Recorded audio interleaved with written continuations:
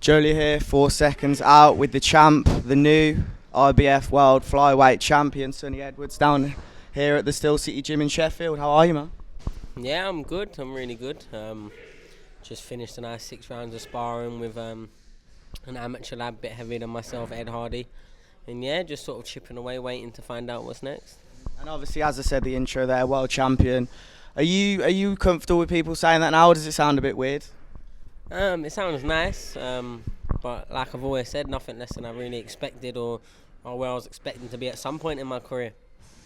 I was confident that it was going to be this time, but even if it weren't, I knew it weren't the end of the world because I know how good and what level I can operate at. Do you know what I mean? So I know I'm a world beater and I can be on my day, and I'm very hard to beat on my day. So even when there is setbacks, and my boxing career, not as a pro really, but my boxing career, especially amateur, was littered and cluttered with setbacks. So I've always been good at sort of getting through that. So that's why I didn't have that fear about taking the sort of massive step up to some people where I was operating at, and you know, they looked at what had happened in some of my fights against much lower opposition than Moruti, and they sort of ripped me off because of it. But that's why I wasn't scared, because I believe in myself. So yeah, I think world champion sounds good, but hard earned, and now the hard work starts now, because it's like I've got a bounty on my head now. It's you know what I mean, I've got something that, one, people want, two, that's easier to promote. So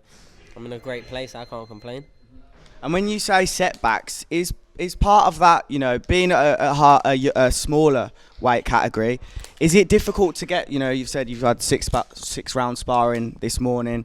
What's it like getting sparring partners? Is it easy or hard? There's not a lot of competition naturally at the smaller weights. Is it difficult to get sparring? Nah, because there's loads of us, to be honest. You know, especially when you sort of, I spar up a lot of the time, up to like feathers, super feather, lightweights even. So I can always find people that want rounds. However, I do struggle finding appropriate good sparring some of the times. I do, but I don't pay too much mind to that. So when I have fights coming up, as long as I know I'm getting sharp, hard, you know, rounds that keep me mentally switched on, it doesn't matter if they're 6 foot and I'm fighting a small kid. It doesn't matter if they're southpaw and I'm fighting an orthodox. You know what I mean? I don't look into them sort of things too much. I just need good, hard, quality rounds. That's it. And once I'm mentally switched on, I can adapt to anything. But it is hard sometimes. A lot of times people want sparring all on their own terms. I mean, there should be there is like a boxing etiquette. It's if I approach someone for sparring, I'm willing to do two things: either travel to them or pay them. Do you know what I mean? And that's the way it should be. I've had people way sort of lesser maybe than me, like, I don't know, like prospects 2-3-0, 4-0, coming to me asking for sparring, but then expecting me to travel across the country to go and spar them. Do you know what I mean? So it's, as long as they stick to the etiquette, which a lot of people do, a lot of people have got good respect, and I think the people that don't are usually just quite green to the game. But yeah, sparring can be hard to find sort of on your terms, but I'm at the stage now where when I've got a fight, I pay for my sparring partners to come in, and yeah, so it's that a little bit easier. Do you know what I mean? But yeah. And we've already been doing this interview for a couple of minutes, I think. You're good at talking, you're good on camera. I heard you mention a moment or two ago that you like being on BT Sport, things like that. Is that something that you're looking to go into when you start boxing? Like, do you like being in front of camera? I like talking boxing more than probably being in front of camera. I think a commentator job would probably be my dream job, I think. Something like that. I feel like I'm good at breaking down, I'm good at analysing fights, and yeah, if people want to hear me and what I have to say about boxing, then so be it. I had my punditry debut of BT, and I'm expecting, and I've been told that there will be a lot more going forward, so that's great. Not only, like, my last fight, for example, I announced my world title fight live on BT. 7 weeks later, I won it. Do you know what I mean? It's just, everything seems to be working quite well for me at the moment, and that 16 years of hard work all coming into play. And I think after my boxing career, or even to the tail end of my, like, whilst I'm competing, I will want to manage, train fighters, and also going down that route of, you know, doing the punditry or whatever. It's just another string to the bow. I love boxing. I'm obsessed with it. It's the only real thing in my life as far as interests go. Like, to any great extent. I'm at every show. I watch every show. You know what I mean? I don't really see myself doing anything else or in sort of any other capacity. Do you know what I mean? Boxing is sort of my discipline, and I'm sticking to it. Do you think the fact that, like we were just saying, you're at a smaller weight class, but you're good at selling yourself, you always sell well on TV.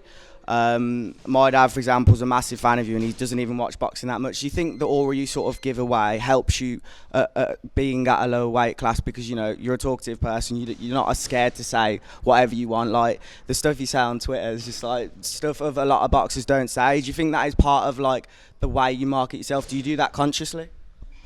I made a decision, I think, quite early on, just to be a close representation of myself in the public eye, in my boxing image. Some people are polar opposites. Most of the time, people, the person they are and the person you see are two different people. I stay quite consistent with it, but I think it's because I don't put too much, weight or importance on being liked or trying to be a role model or building a fan base. You know what I mean? Because I don't put the emphasis on that, anything I do generate is quite organic, because it is really just me being myself. If people come down to the gym, come and speak to me, it's similar, it's consistent, do you know what I mean? So I've never really thought about doing it and being the way I am to sort of, for publicity or for marketing. It's not really that, because if people leave me alone, I pretty much leave everyone else alone, and I just I'll comment on boxing and as and when and have my opinions here and there. But I'm a very reactive person. I always like having the last say. So I think as far as the social media and stuff, like if I wasn't a boxer and I was just a boxing fan, I'd probably be on like proper one of these boxing. Some of the things you've said, I thought you've been hacked or something like in the last couple of months before that fight. Yeah, I know, but I mean, we as boxers, we're humans, we're people, and we don't have the luxury of the anonymity. Anonymity, yeah. Yeah, whatever word that is, isn't it? It's a mouthful for me anyway. That word, of being anonymous, we don't have that luxury. So we usually are just sort of sitting ducks, their targets, and whereas a lot of people, they'll just block everyone or have a media management team run their pages just so they don't see the negative stuff. I like to spin it on its head, and now, I kind of use their negative.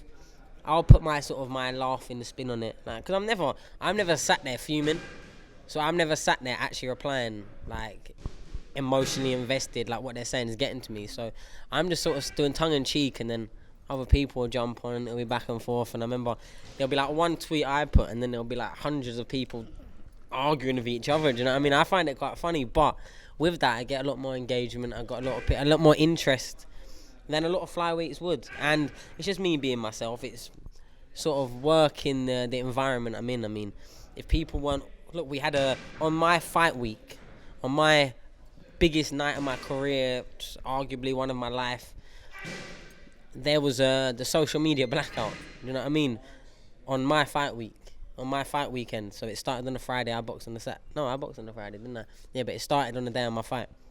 So BT Sport weren't, say for example, they weren't promoting stuff. Like a lot of my friends were like doing like football or whatever, they couldn't like post anything. And like that just shows that like us as people in the eye, we're told and sort of made accustomed to that. We have to sort of stand up and just take this abuse. Me, I'll give a reply to anyone. I mean, I probably give more replies to the people trolling me than the people being nice. You know what I mean? So, but I understand it's that a lot of these people, they're not even bad people. The people doing it, they're not typically bad people.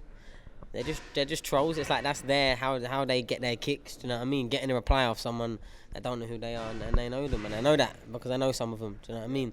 And I've got to know some of them, and some people that have given me stick 2-3 years ago are now active, avid supporters now of mine. Do you know what I mean? And I get on with a lot of them. I've been in their group chats, you know. They have these big ass group chats where they're sort of sending who to target and that. I've been in them. Do you know what I mean? So how many of them do you think would say what they say on Twitter to you in real life if they met you? But the thing percentage. Yeah, but a lot of them, they're saying stuff just for like that shock reaction, like comedians. You know what I mean? They're trying to make that little splash. You know what I mean? That's all they're trying to do in between amongst themselves. They're like, did you see that? I've lived 25 years, and I'm the least intimidating boxer probably that walks this street. You know what I mean? I'm 5'3" 3/4. You know what I mean? I'm not, and I've never had me walking down the street and someone, sort of cussing me or calling my mum a fucking Chernobyl victim to my face. You know what I mean? So I don't mind that it's on like that. For me, the internet's like a playground for idiots. You know what I mean? Wiley said that, a playground for idiots. So you just have to understand what it is and not take it to heart. Do you know what I mean? I want to sort of twist what we've just said. A lot of boxers, now you said you can sort of use the tweets and things like that to promote yourself, and it can be used as marketing. A lot of boxers say, I'm not a talker. Like, for example, they might not be on social media, not like anyone in particular, but their idea of like being a boxer is, I'll let the boxing do the talking, and I don't have to promote myself. I'm just going to perform in the ring. Do you think that's a sensible thing, being that, especially in this day and age where you got the likes of Mayweather versus Logan Paul and things like that? Do you think you need to promote yourself a bit more if you don't have, if you don't already? I think the one thing to really take into consideration of what you're trying to achieve, you're in professional boxing, you're trying to provide, you're trying to sustain and build a future, right? You've got to be yourself. I think that's the main thing. But people, the consumer, your fans, your supporters, your haters, they like to feel something. They like their mood being slightly altered. Not too much, but they like their mood being slightly altered, and that could be good or bad. They don't mind. You think it always has to be good, but why are the most hated fighters usually the biggest earners? Do you know what I mean? And that has always been, and it always will be, because people like to feel something, whether they're invested in you as a fan or invested in you as like I don't like the word hater, but they're just fans of the sport. And when you're a fan of the sport, you're allowed to like and dislike people in the sport. I mean, it's not personal. Do you know what I mean? There can be me against someone else, and you could really be one of them. You could be a fan of theirs. You could just not be a fan of mine, so now you're rooting for them. And that's the beauty of the sport. And whilst they say there's X amount of people that support you, and why that want to see you fail, X people are supporting and they're watching and tuning in, they're setting record and engaging, but Y is also doing the exact same, probably more. Do you know what I mean? The people that want to see you beat, you come up against a good fight, they're going to be the first ones sat down, making sure they're watching it, ready for you to get beat. And if you don't, it's going to anger them. But if you don't, it might also win them over a bit, because they thought, like majority, a lot of people is probably rubbing their hands saying, this is the one. We've got him now. Do you know what I mean? All that did all that talk, all that bravado, we've got him now. So they tuned in for that. And it didn't happen, and then halfway through they probably thought, he can't do this. He's gonna get. And then and then the final bell goes, they probably thought, do you know what? Fair play to him. They might not like my style, and they might not like me, but they've invested their time, their energy, kind of their money with their BT subscription service. But now they invested into your story, and then the next time you fight, they'll remember that. Do you know what I mean? So I think it's all about making people and being relatable and making people feel something. And I think it really is. And whether that is getting in the ring and just icing people out one time, or it is, doing loads of charity work and meeting people that way, or there is so many different avenues. I mean, I know there's been some fighters, Dan Aziz I'm sure it was Dan Aziz and Umar Sadiq, when they was like 2-0, 1-0, 3-0, were going to shows and meeting people, going with posters and their fight news and their tickets, going on the ground, promoting themselves. Do you know what I mean? If you just sit there, the man who waits for roast duck to fly in their mouth will be waiting a very, very long time. Do you know what I mean? You've got to go out there, you've got to earn it, and there's so many different channels, so many different ways you can do it in boxing. It's the most easy access sport probably across the globe. Do you know what I mean? It is. Anyone can sort of infiltrate it, but then it leaves that so many more different room and to make something of yourself, to push something. Like my last kit, I collaborated with an artist and turned my world title piece into an art piece, and had everyone talking about my kit and then asking about the artist and the gallery. Do you know what I mean? There's so many different channels, so many different routes. So sometimes thinking about thinking outside the box a little bit. Me, I just, I'm quite outspoken, I'm quite opinionated. That's me naturally. I never like anyone having the last say. If we're having an argument in person, if I'm getting the last say. So I'm like that online. Do you know what I mean? I've got a lot of free time, so that's kind of mine. I sort of know now how to, you know, they've just tweeted that. Right, let me quote retweet that, put a little something. All of a sudden, you've got 30 people thinking that, hundreds of likes, retweets, people laughing, people seeing me weeks later. Oh, who was that giving you stick on? I've helped build, in a roundabout way, all the other fighters and stuff that I've had little back and forths with. Do you know how many people that then know me, that then know them? And I understand that white people always think, oh, why'd you give him your time? Like, they'll be like a 2-0 kid from New York. Why'd you give him your time? Why are you going back and forth? Because I understand the need for dancing partners. And right now, I'm one of the leading lights at my weight, I would say, you know, for platform, profile. So I have a responsibility for myself to make all these dancing partners well known. So if I ever do get in with them, that fight's now not just Sonny versus random person that no one knows of. It's Sonny versus Holden. Ain't that the one that 3 years ago he was on? Do you know what I mean? Even if it's just something that small, people can then, I'll watch that. Do you know what I mean? And that's all it takes sometimes. So that's why I always shed the light on my opposition. At any given opportunity, I don't mind mentioning the names. Our people say, why'd you give them the time of day? But you like you said, as a lightweight, with the less interest, the less names out there, you have to do that little bit more to stand out. And when you've got to the point of standing out, now it's okay, what can I do now? What can I make the best out of now? And for now, it's shed light on all these opponents that I could potentially be facing, because then when it comes to negotiation tables, more people want to see the fight. It's simple economics, you know what I mean? Like right now, you know, there's been back and forth, like me and Mohammed Wasim, for example. I mean, even like a Prince Patel, for example, or a Tommy Frank, or a Jay Harris. And they're 4 names now that anyone that really supports me has heard me mention numerous occasions, and heard me pushing, heard me building them, good and bad. I don't like when people get onto wanting to build their name off the back of me. Tommy Frank being a big example of this, to the point of he had his last opponent was I beat. Do you know what I mean? They picked one of my opponents that they thought was the easiest one, and they got beat by him. Don't be mentioning me in all your interviews and in all your articles, and then pick my ex-opponent, and then when you lose, expect me to sit there and be like, do you know, we're playing the game. Do you know what I mean? Now people are going to know, oh, I beat this kid, and how I beat him, and I beat him with one hand. Do you know what I mean? But don't, that's the game we're playing. There's no disrespect to Tommy, because he's actually a really nice kid. But the moment you mention my name, the moment we're stepped in, we're rivals now. Like Jay Harris, a very good friend of mine. We speak I know that in the not so distant future, as long as we both win our next fight, we're going to fight each other. Do you know what I mean? But he's a very good fighter. There doesn't have to be no disrespect. He's never been disrespectful to me. I've never been to him. We actually do really get on. But you're rivals now. Do you know what I mean? So I've got to compare myself. Like, I've got to use everything that makes my career look better.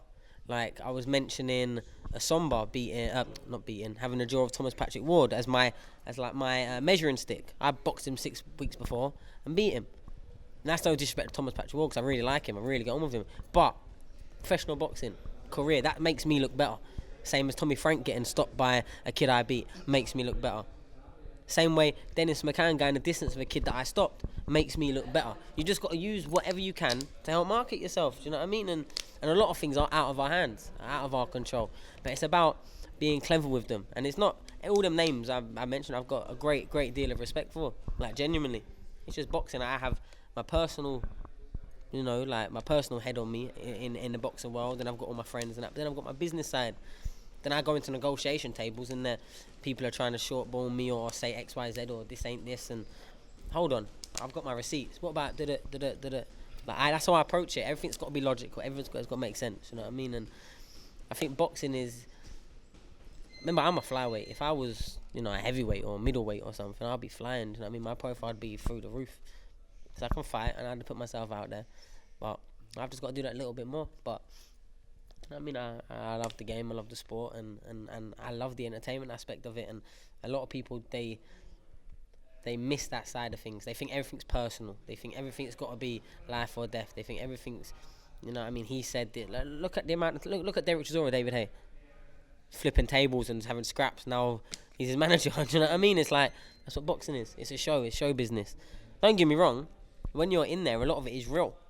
When you have that, you know, when you're going back and forth, or you know, people are flipping press conference tables. It's like there's genuine, like, levels. There's genuine like lines that sometimes are crossed, and they spark a reaction. But at the end of the day, in the grand scheme of things, you understand that if you weren't both boxers and both weren't in the same weight, you'd probably get on really well. Do you know what I mean? And that's the case for a lot of them. And like I fought Marcel, and there was the build up before, a little bit of build up. Oh, we was at the bar having a drink after, and speaking on the phone a week later, like an hour and a half conversation. Like it just is what it is. You know what I mean? And a lot of people, they don't understand that, they take it a bit too personal. But as soon as money's involved, it's a business. You know what I mean? Julio Cesar Martinez, yes or no? Well, I've been calling for it. I've been calling for it way before I was a world champion. Now I'm a world champion. It's the only fight that makes sense at the weight, I think. Eddie was asked by Boxing Social. He was asked, and he kind of danced around the response.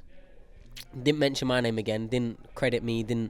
Oh, that would be a good fight. Just said he's got to unify soon, and then he's gonna move up weight. Well, why not unify against me? Do you know what I mean? Why not mention my name again? Like, come on, Eddie. You know what I mean? You're the groundbreaking promoter that. You know what I mean? You got all the why are you not trying to make that fight? Does Uncle Frank want that fight? Yeah, we all want that fight. We'll take that fight tomorrow. Like, I don't think it's the hardest fight in the division for me. I've said that before. I think definitely Nakatani and probably Dalakayan. They both give him a hard time because they're good, tough boxers. Like, I think he's been made to look like more of a monster than he is, definitely. I think that's definitely the case. And my brother's fighting him against that definitely being the case. But my brother was weight drained. Just go back and look at the weigh-in. Look at the ring walk. Do you know what I mean? So he got made to look like much more of a monster than he is. And then with Selby sort of jacking it after the 5 or 6 rounds. But he was in Mexico. Fucking 1,000 feet above sea level. Do you know what I mean? It's flying in with like 5 days. Do you know what I mean? So I think he's definitely been made to look like a more of a monster than he is. And I don't think it's a fight they'd want. Eddie's known me for a long time. And I think Eddie rates me to a certain degree and knows that my style would be nightmares for Julio Cesar Martinez. And straight away, everyone would be saying, it's either I beat him on points or he knocks me out. Would you go to Mexico? I'd go anywhere, any corner of the world, wherever my paycheck makes sense.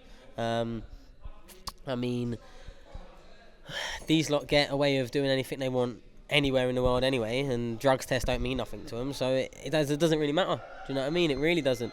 You know, you might as well throw out the testing for that fight because he's going to be on that Clembu trail like they all are. I mean, they've told us that they're basically allowing them fighters to do it. That camp of fighters are allowed to do it just because they can't have Canelo, they can't have Martinez and whoever else got done with it. They can't have them keep getting banned. Do you know what I mean? And these aren't fighters that are working in backstreet gyms. These lot are state of the art. These are the most expensive setup, the most expensive stable. And you can't get meat that you know that's not going to be contaminated. You're full of shit. And I've spoke to leading nutritionists and leading, scientists in this country that work with the biggest fighters in this country that have spoke to me about what they come out as their excuse and how much in traces and that, and to digest the meat, tainted meat, that it wouldn't be able to be in a system like that. Does that make sense? Like, it's not even nonsensical. And you got to remember, no governing body, like, I never seen no statement from a VADA or a WADA or a UCAD come out and be like, oh, no, that's cool, Clembuto for them. It was the WBC. And since then, I've not seen any of them fighters fight for a belt that's not a WBC. Do you know what I mean? So it's a bit, which is fair enough. The biggest star of boxing can't keep getting banned for 6 months and 12 months for popping for drugs. But, you know what I mean? It's not really right. But it is what it is. I mean, I can confidently say that I've manoeuvred my amateur career. I've manoeuvred all the way to a world title at the age of 25. I've been drugs tested loads of times. I've never had no Clembuterol in my system. No Winstrol, no Stanozol, none of this nonsense. You know what I mean? And No Mexican beef. Yeah, nah. Clean, because I use my footwork and I use my IQ. Things like all these performance drugs probably wouldn't help them too much. I might be able to start knocking people out. But I reckon Ritalin would probably be better for me with the mental quickness. But Nah, I mean, I think it's disgusting. But regardless, I'd still get in the ring with him. And I think I genuinely think I'd be a nightmare for him. Like, I don't look at him and think there's one bit of me that doesn't want to get in the ring with him. No fear.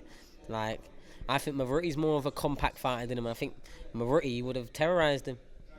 And they know that, hence why that fight never got made. I mean, Mavriti has been gone to every single corner of this world, defending, winning titles, fighting for anything, even when he weren't world champion. Come over to York Hall in London to defend his title against a 15-0 fighter. Do you know what I mean? So he's not the hardest to get over. So why has no unification happened with him? Why is Eddie and them not? And I've spoken to his manager, Mauriti's manager, and I know why. Because they don't fancy it. Same way with me, they won't fancy it. They'll probably want to go for Dalakayan as the one, because he's more of a fighter, they think. But I've seen him box. I've seen the Dalakayan that sparred me and Jay Harris switch when Mauriti jumped in, and he was a back foot boxer. Do you know what I mean? So they can. Do you know what I mean? It's Martinez for me. That's not the most serious fight in the division for me. I don't think. But it's my legacy fight. I beat him in good style. Wow, the whole world stands up then. The whole world stands up. Ring Magazine champion as well. So it's the only fight that makes sense to me. But before I think about that, I've got mandatories to think about. There's people fighting final eliminators, so I've got my business to take care of. However, I just know that the phone, Eddie, you want payday? I want payday. You know what I mean? But I'd go anywhere. Canelo undercard, I'd go to any corner of the world. Obviously, my team are the ones that look after me. This is just me and if you gave me full reign, I'd fight him next, without a shadow of a doubt, and I'd beat him as well. Let's talk about one more thing then, because you've just mentioned like a big problem in boxing, obviously, like drugs and drug treats and things like that. One of the other problems, in my personal opinion, for people who are getting into boxing, how confusing it is with all these belts. Obviously you got WBA regulars, then you got the actual champion, and then you've got too many. Obviously over in the UFC there's one champion and it's easier. Everyone fights the champion, and if you don't fight a champion, you fight the number one contender, number two, and it sort of goes like that. What do you make of boxing and all the politics involved, and specifically the belts? Do you think there's too many? Kind of, but you mentioned like MMA, UFC, but that's not really true, because there's the UFC world champion, but then there's the Bellator world champion, there's the Cage Fighters champion, there's the Fame champion, there's the every single champion. So it's basically like UFC is basically like the Matchroom champion or the Frank Warren champion. That's how they get around it. And the way they can only have one belt is because they control everything. So Dana White's got everyone on these slave contracts where if you're not here, you might get something elsewhere, but this is the premium. So by having only one UFC world title, they controlled it. Imagine if there was 4 a WBA, WBC, WBO, and IBF MMA world champions, and it just happened to fall on a UFC card or a Bellator card, you'd probably see a lot more fights from cross platforms. You know what I mean? So there's good that comes with it, but the bad is that, well, the company control everything. They control the purses, they control who fights, they control when they fight. You can get blacklisted, you can get dropped. Do you know what I mean? If you don't toe the line. With boxing, the fact that there's the 4 governing bodies that the promoters have to work with, at least there's relationships, but at least there's cross. Yeah. You know what I mean? And it doesn't always work like that when there's like cold wars and that going on. But for the most part, big fights, they can be made. Do you know what I mean? I think 4 belts. Yeah. So, for example, the Martinez fight could be made a lot quicker if it was under one promotion. I know it's a different sport in general, but do you get the point I'm making? I get the point you're making, but if there was one belt, but it was controlled by, say, Matchroom, DAZN, I'd be fighting for a different world title belt with BT and Frank Warren. Do you know what I mean? So then it probably definitely wouldn't happen unless I signed for him. But with the 4 world titles, me and him both have one. It's like we've both got equal reign. The only thing that's stopping it is Martinez and his team not wanting the fight. And you could see why. I mean, I'll be real, I'm not my brother. And I think they know that. Our styles are very different. I can move and I can disappear. Last of all, I just want to get one word on Eddie moving to the zone. It's official now. Do you think that's going to be successful? I don't see why not. I mean, Eddie's one thing Eddie is a very, very smart and shrewd businessman. He probably wouldn't be doing it if it didn't make great sense for his plan, his vision. It'll be interesting to see what Sky happens. What happens with Sky? I don't know all too much, but I've heard rumours of, I think, Wasserman maybe. I think also I've heard that they might be leaving it to like a few different ones like they used to. You know, they never used to have the exclusive until Eddie got the exclusive rights to it. So it'll be interesting to see sort of the movement now, the power shift. I think it will leave a lot of boxers in interesting positions, to be honest, because I'm sure Sky will want to recuperate some. It's looking like AJ and Dillian White are staying with Sky. I think it's just AJ at the moment. Is it just AJ at the moment? But yeah, AJ is sort of like the face of Sky, so he might stay there, and that would probably interrupt. Eddie probably won't mind too much because he's sort of in bed with Canelo and his team now. Do you know what I mean? I feel like Eddie's really moving his home over to America and Mexico, which you can see why. More people, probably better fighters on the whole. You know, like from top to bottom, there's probably a greater depth for fighters.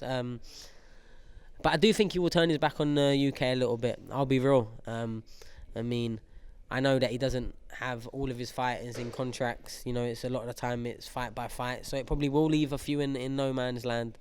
So, you know, you might see fights popping up over the place. I did see a lot of fighters sort of pushing the ad campaign yesterday. I mean, I think I saw a game changed on every other post at one point. Do you know what I mean? Which is good, though. Don't get me wrong. It's good. Anything that's pushing boxing forward and generating income and platform for fighters is great. The more, the better. The more eyes, the better. And I do wish them all the best. And yeah, like I said, Eddie's very good with business, very good with boxing. You know, so he knows what he's doing. Much more, 10,000 times more than me, even when it comes to promoting the show. He's promoted hundreds, I've promoted absolutely zero. Do you know what I mean? But I hope that Sky, you know, they recover a few fighters, because obviously it's been such a staple thing. Do you know what I mean? And sort of taking your whole stable just across to the zone. I don't know how much that includes people. Like I said, I'm not, because I know fighters that have been with Eddie for like 3 years that haven't been in contracts, etc. Do you know what I mean? It's just, do you want to fight? Yes, no. Until you sort of get to world champion levels, and then they're trying to tie up in contracts, or, do you know what I mean? So it'll be good. It should be very good for the sport. Like £2 as well at the moment. I don't know what it's going to go up to. After fight camp, so at the end of, mid-August when it ends, it's going to go up again. Apparently it's still going to be reasonable. I could imagine like $3.99 for the next, 6 months, and then probably go up again. Yeah, but I mean, as long as it's providing good content. I mean, I'm not sure what the zone has for this country. I know in a lot of countries around the world, they've got like the Champions League. They've got the country they went into before. They had like the Champions League rights. They have other league, other rights, and they've got. Isn't the owner like the 48th richest man in the world or something? So it might be higher. I'm not too sure. Yeah. So I was doing my little research, and that's what it come up there. But you know, 'cause you just got to think, where's all this money coming from? Do you know what I mean? But now it all looks good, and for me, I mean, I'm a fighter, so I'll be completely lying if I said to you that for me the priority isn't always the fighter. It is more before the fans, before the managers, before it's the fighters and the trainers.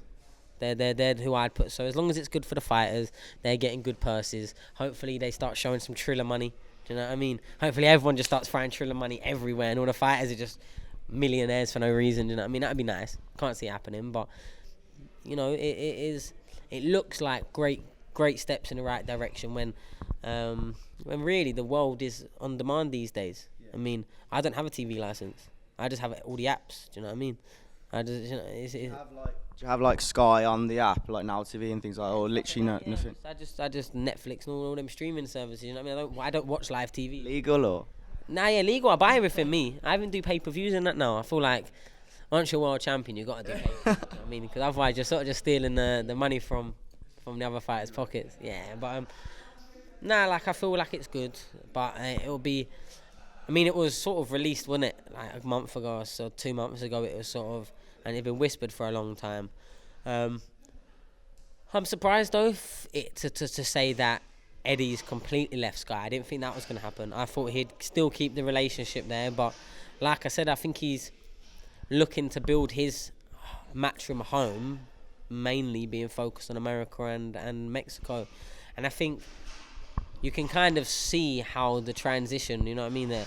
I could probably name about 10 Mexican fighters in the last 2-3 years that have come over and got a win over here. And it's always on Eddie shows. It's almost as if he's been building this all the way through. Do you know what I mean? Oh, how convenient. Do you know what I mean?